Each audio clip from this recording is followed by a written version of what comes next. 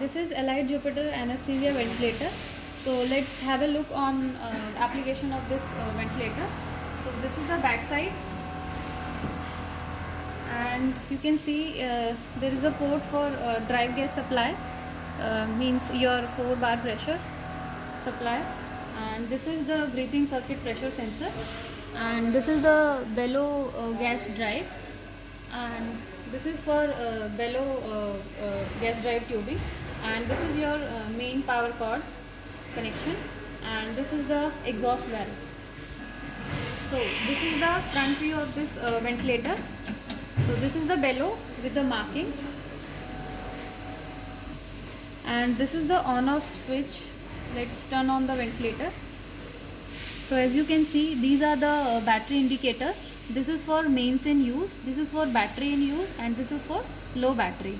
So this is for drive gas supply. So if you have connected the fresh gas supply, so this LED will blow continuously. And these keys are for reset, and this is for alarm pause. This is the knob for setting flow liter per second, and these keys are for setting. This is for cancel, and this is for confirmation, and these are the up and down keys. So this is the display. The size of display is 3 inches, and these are the settings. So with the help of these buttons you can set all the parameters, like you can set target volume, whatever you want to set as per your patient requirement. You can set with these knobs, with these keys. So if you want to set this frequency, so you can change it. So if you want to set this IE ratio, you can change it. Automatically change the So if you change this target tidal volume, suppose I'm doing it 600, then you can see the required flow meter is automatically changed. So that much flow you have to set from here. So it is showing you that at this tidal volume you have to set this much required flow meter. And this is the key for ventilator and standby.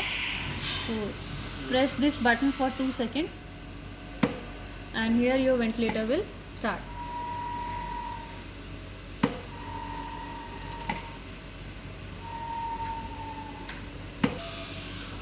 So this is the screen. So this is the bar for pressure, and these are the monitored parameters. The BPM is here, IE ratio is here, and this is the peak pressure is there.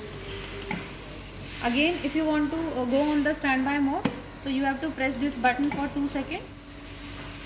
So this ventilator will go on the standby mode. Or if you want to run the ventilator, again you have to press this button for 2 seconds,